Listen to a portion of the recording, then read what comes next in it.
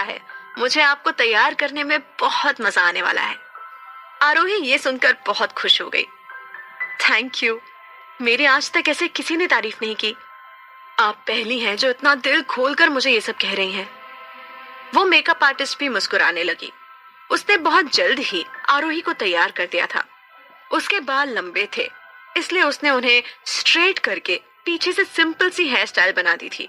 साथ में एक रोज भी लगाया था।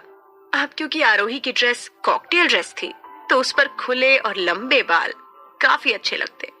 आरोही पूरी तरह से तैयार होकर खुद को मिरर में देख रही थी। तभी उसे एहसास हुआ कि उसका गला तो एकदम खाली है। उसके पास पहनने को कुछ भी नहीं था। जो था वो ड्रेस से मैच नहीं हो रहा था। अपने खाली गले को देखते हुए उसने कहा, इसके साथ डायमंड नेकलेस बहुत खूबसूरत लगता, पर मेरी ऐसी किस्मत कहाँ। फिर मेकअप आर्टिस्ट ने कहा, हाँ मैम, आप बिल्कुल ठीक कह रही हैं। नेक लाइन बहुत खाली लग रहा है।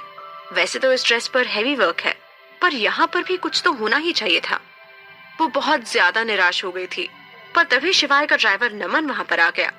उसने एक पैकेट आरोही को देते हुए कहा, मैम, ये सर ने स्पेशली आपके लिए भिजवाया है। आरोही ने झट से वो पैकेट ले लिया। जब उसने उसे खोला तो उसके अंदर एक बॉक्स रखा हुआ था। अरे ये क्या है? इतना बोलकर उसने जल्दी से वो बॉक्स लिया और उसे खोल कर देखा। अंदर रखी चीज देखकर आरोही का मुंह खुला का खुला रह गया, क्योंकि उसके अंदर और कुछ नहीं बल्कि एक रियल डायमंड का बहुत ही खूबसूरत नेक पीस रखा हुआ था। ये डायमंड्स इंडिया में बहुत ही रेयर था। आरोही सीसीटीवी चेक करने के लिए इधर उधर देख रही थी। उसे समझ नहीं आ रहा था कि शिवाय को ये सब कैसे पता चल गया। कहीं शिवाय ने मेरी बात सुन तो नहीं ली? कहीं उसने यहाँ पर सीसीटीवी तो नहीं लगा के रखा? उसे कैसे पता चला कि मैं इसी के बारे में बोल रही थी? फिर उसने उस नेकलेस को देखते हुए बोला, जो भी हो, इट्स जस्ट ब्यूटीफुल। उसके चेहरे से स्माइल जा ही नहीं रही थी। उसने अपनी लाइफ में पहली बार कोई डायमंड नेकलेस देखा था, वो भी जो उसके लिए था। जो मेकअप आर्टिस्ट साइड में खड़ी थी, उसने ऑलमोस्ट अपना सारा सामान पैक कर लिया था। वो जाने से पहले बोली, आप बहुत लकी हैं कि आपके हस्बैंड आपकी सारी इच्छाएं आपके बिना बोले ही पूरी कर देते हैं। सीरियसली, मैंने आप दोनों जैसा कपल नहीं देखा। All the best. फिर वो मेकअप आर्टिस्ट मुस्कुराती हुई अपना सारा सामान लेकर वहां से चली गई, क्योंकि उनका काम खत्म हो चुका था। आरोही ने जब वो नेकलेस पहना तो उसके चेहरे से खुशी जा ही नहीं रही थी। वो लगातार ब्लश कर रही थी। अब शाम के करीब 7 बज चुके थे।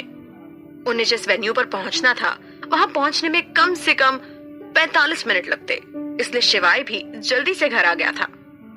घर आते ही जब उसने आरोही को देखा तो उसके मुंह से बस एक ही लाइन निकली, वाओ, अमेजिंग। उसकी आंखें चमक उठी थी। शिवाय को पहले कभी भी किसी लड़की को देखकर ऐसा नहीं लग रहा था। पहले कभी भी किसी लड़की को देखकर उसकी दिल की धड़कनें तेज नहीं हुई थी। कभी भी उसके मन ने ये नहीं सोचा कि ये समय यहीं पर थम जाए।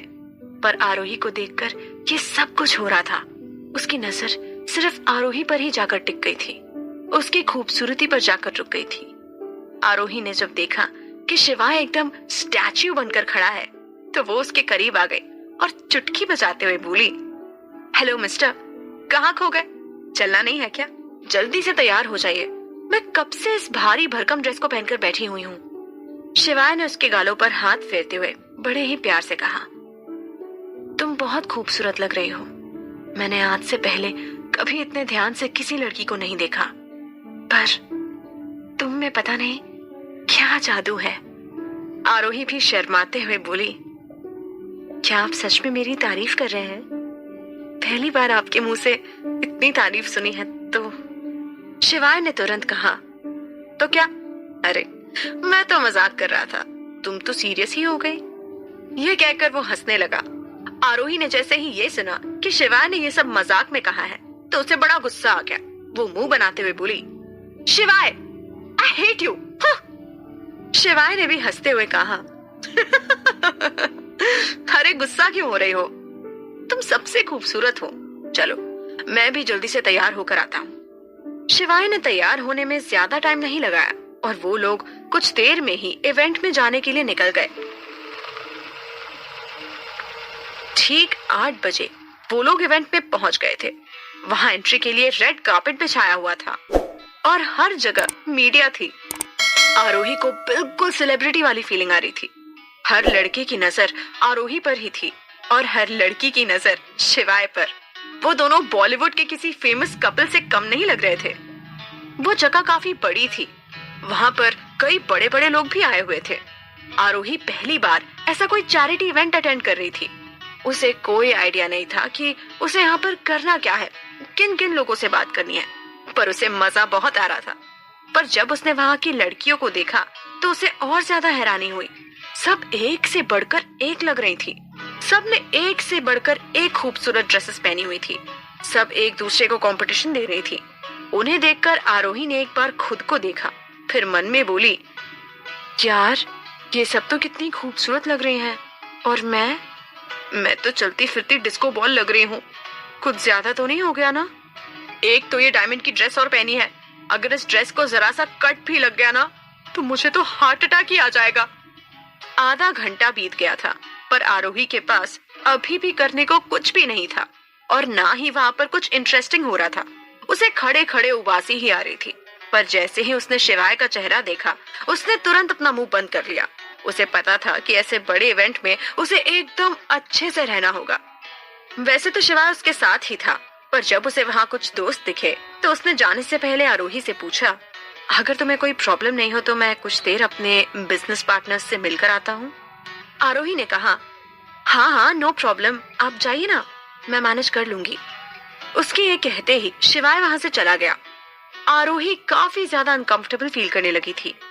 एक तो वो वैसे ही इस पूरे इवेंट में किसी को नहीं जानती थी, ऊपर से शिवाय भी अब अपने दोस्तों के पास चला गया था। जब उसे कुछ भी नहीं मिला तो वो चुपचाप एक कोने में जाकर खड़ी हो गई। उसके हाथ में जूस का ग्लास था। आरोही अपना जूस एंजॉय कर ही रही थी कि उसी वक्त उसके सामने एक लड़की आ गई जो बहुत जानी पहचानी लग रही थी। कुछ देर सोचने के बाद उसे याद आया कि ये महेश्वरी ग्रुप की सीएफओ दृष्टि महेश्वरी है, जो कुछ टाइम में एक कंपनी की ओनर भी बनने वाली थी। आरोही ने यह सब कुछ एक न्यूज़पेपर में पढ़ा था। वाकई में यहाँ पर बिजनेस इंडस्ट्री के बड़े बड़े लोग आए हुए थे, पर वो लड़की आरोही की ही तरफ आ रही थी, जिसे देखकर वो और ज्यादा नर्वस हो गई। उसे समझ नहीं आ रहा था कि दृष्टि उसके पास क्यों आ रही है, वो तो उसे जानती तक नहीं है। जैसे ही वो उसके सामने आकर खड़ी हुई, आरोही ने तुरंत स्माइल देते हुए कहा, हेलो दृष्टि मैम। दृष्टि के चेहरे के एक्सप्रेशंस बता रहे थे कि उसे आरोही से मिलकर जरा सी भी खुशी नहीं हुई, बल्कि उसकी नजर तो पूरे टाइम उसकी ड्रेस पर ही थी। दृष्टि ने नफरत भरी स्माइल देते हुए कहा, मैंने अभी कुछ देर पहले तुम्हें शिवाय गोयनका के साथ देखा था, तुम उसकी बहन हो? बहन? सीरियसली? आरोही को थोड़ा शॉक लगा ये सुनकर कि वो शिवाय की बहन लग रही थी, जबकि ऐसा कुछ भी नहीं था। आरोही ने बात क्लियर करते हुए कहा, नहीं, आपको कुछ गलत फहमी हो रही है, I am actually his wife. उसके मुंह से वाइफ वर्ड सुनते ही दृष्टि की हंसी छूट गई। आरोही को अभी भी समझ नहीं आ रहा था कि इसमें इतनी हंसने वाली क्या बात थी। दृष्टि हंसते हुए बोली, सीरियसली तुम शिवाय की वाइफ हो? बिजनेस टाइकून शिवाय गोयनका की wife? What a bad choice, man. Excuse me? आरोही ने थोड़ा गुस्से से कहा। उसे अच्छा नहीं लग रहा था कि दृष्टि उसका इस तरह से मजाक उड़ा रही है, जबकि उसने सिर्फ उसकी बात का जवाब दिया था। अब दृष्टि के एक्सप्रेशंस और ज्यादा डिस्गस्टिंग होने लगे थे। उसने आरोही की ड्रेस को देखते हुए कहा, तुम्हें जरा सा भी अंदाजा है कि ये ड्रेस मैंने बुक की थी, जिसे तुम दोनों कल मेरी नाक के नीचे से लेकर आ गए? ये ड्रेस मेरे लिए थी, जिसे अभी तुमने पहना है। तुम लो स्टैंडर्ड की लड़कियों को ना हमेशा दूसरों की चीजें छीनना पसंद है। मेरी ड्रेस इसी वक्त वापस करो, ये तुम्हारे लिए बनी ही नहीं है। आरोही अब बहुत ज्यादा घबरा गई थी। उसे समझ ही नहीं आ रहा था कि वो दृष्टि को कैसे हैंडल करे, और अब तो शिवाय भी उसके पास नहीं था। फिर भी उसने हार नहीं मानी और कहा, दृष्टि जी आप कैसी बातें कर रही हैं? ये ड्रेस मेरी है, मैंने इसका पेमेंट किया है। आप इस तरह से मुझसे इसे नहीं उतरवा सकती। आपका कोई हक नहीं बनता। मेरा कोई हक नहीं बनता? How dare you! अपनी जबान संभाल कर बात करो।